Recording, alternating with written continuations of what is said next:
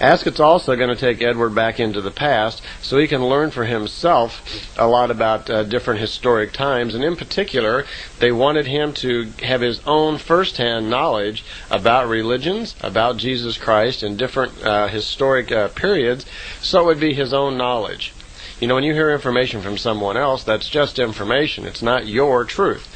But if you actually experience it yourself, then you have first-hand knowledge. It becomes part of your life, and it's your truth. So in this instance, they were always careful to take Billy and let him learn for himself, see for himself, so it became his particular knowledge.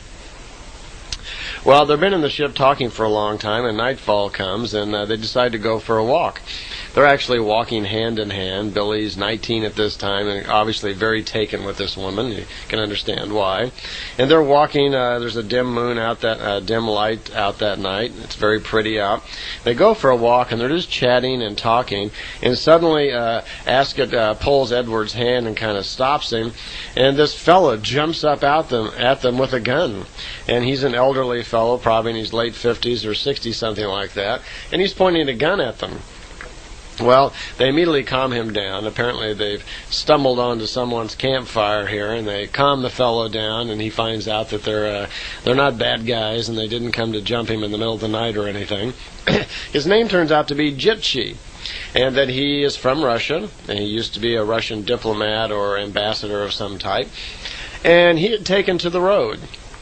This fellow Jitchi was now traveling for the road the past several years, and he was kind of out, developing his own experiences. So they talked to him for a while by his campfire. Jitchi offered them a little bit of food and so forth, and they got to be very friendly. Well, Ascott turns to Edward and takes him by the hand, says it's time to leave now. They prepare to go, and Jitchi stops them and remarks how comfortable he is around them, that he doesn't get to see people very often, and hopes they would stay. Ascott tells Jitchi, well, we can't stay now, but we'll be back on February 7th, and we'll see you again at this same location. So he's happy with that, and they take off. So they go back to the ship. They return to the ship, and it's getting very late at night, and they stay again in the ship that night. So Edward stays there with Ascott again. And in the morning they get up, and Ascott has a little breakfast for them, and they have some kind of unusual juice he didn't recognize and so forth, and they have a little breakfast thing there. And she explains a little bit more about creation to Edward, excuse me. He's still Edward at this point. She says that she's drawing his attention to the fact that she knows that Edward is not particularly mathematical and scientific, but she explains to him that all of creation can be explained mathematically. That it is a totally logical evolution, that the creation itself is totally logical in every way. We just don't realize it because we have not discovered it yet. We have not scientifically advanced to that point. But she explains to him that there are the numbers 3, 7, and 12 are the important numbers. Now, I don't know too much about this either, but she says the entire mathematics of the universe consists somehow of an enclosed circle, which can somehow be conceived with the numbers 3, 7, 12, and 7 times 7. So for those of you who are into numerology, perhaps you already know these things and can probably better explain it than I could. It doesn't mean too much to me. She's being very careful with Edward all the time not to take any particular information too far, only to open him up to certain ideas and concepts, a little bit at a time. And she acknowledges this again and says that she and ETs, they have to be very careful, when they give information out so as not to overload us or, give us things that really aren't useful at the time. Another major concern of Ascott's always was that if they gave Billy too much information, especially in the scientific areas, that it may find its way out into the scientific community, and they really didn't want this to happen. They see us as a planet anyway that's, technically way out of line with our social development, where, the majority of the planet's trying to eat and even have some health and find a home or some shelter, and then we have a small percentage of the planet, which is very highly developed. So there's a broad difference between our scientific development and our social development. They have already watched us develop the atomic bomb and blow up Japan, and so we're very concerned about feeding any more information to our scientists, which could do even more damage than that. She's telling Billy a little bit about his future, and that later on that he will be directed to confront the Befath group, that they have a strong representation in Berlin through this Thule Society, Thule, that's been going on for hundreds of years, and it would be good for Billy to confront them at a certain point.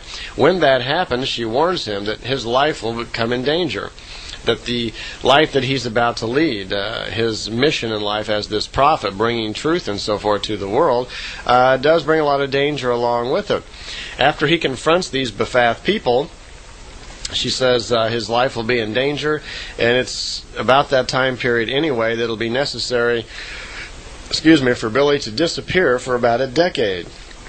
His contacts are going to stop at that point anyway, because he'll be left alone for about 10 years or so to 11 years in order before the contacts start again, because these will be difficult, unusual times for Edward, that he will become married and he's going to develop his family and settle down, and he's going to have to learn. All this information that's being presented to him needs to become part of his life also.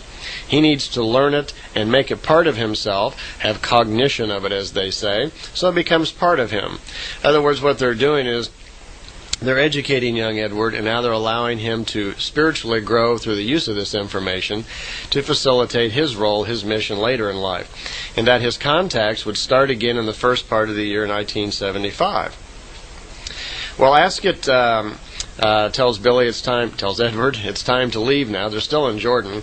So she leaves, and Edward gets into the small ship that he came in, which is still parked there, and he returns back to home where he started out. 2 days go by, and of course Edward's pretty excited, because she's already told him they're getting ready to take some other time travels and back into religious historic times, back to the year 32, around the time of the crucifixion. So he's pretty excited about this. 2 days go by, and Billy once again returns to the same spot where he was picked up before. But this time Ascot comes in the ship instead of just an unmanned ship coming for him. And they return back to the same spot they were at in Jordan. And she explains that this time they're going to travel back into the past, like she told him, to increase Edward's education. And she begins to explain to him while they're waiting, while they're on their way to Jordan, a little bit more about his future. She says they don't normally tell Earth people about their future too much because they can't bear it. It's not good for people, for instance, to know about their lifespan, about who they're going to marry and so forth, because one of the problems is if they tell people, they'll probably mess it up. You may not agree with the way your future's going, or the one that you have planned out for yourself at the time, and you'll be able to try to make changes in that, which can have cause and effect on other situations. So normally, she says, most people can't understand and bear their future, and so they don't tell them. But they were telling Billy because in his life as a prophet, he's going to need to learn more and more about self-control, that he's going to have many hard times, many difficult times, and he's going to have to let them happen and go the way that they're going to go. He has to understand his future and actually live it the way that it's going to happen. At this point, Edward still has both arms, and she explains to him that he's going to lose his arm, even though she knows exactly when and where. She doesn't tell him exactly, because she doesn't want him to know the exact time. She just says it'll be between the 1st and the 5th of August in 1965, which it did turn out to be. She says at that time, right around that time period, that he will change his name and start going by the name of Billy. She says you'll be known all over the world by this name, and unfortunately it's going to cause you lots of personal misery, which in a way it kind of has, because Billy now is fairly well known around the world, and it has caused him a lot of problems. He's had several attempts on his life. His family's been harassed quite a bit. His life really hasn't been his own, and only the last few years has he really tried to force his own privacy to kind of get his world back together.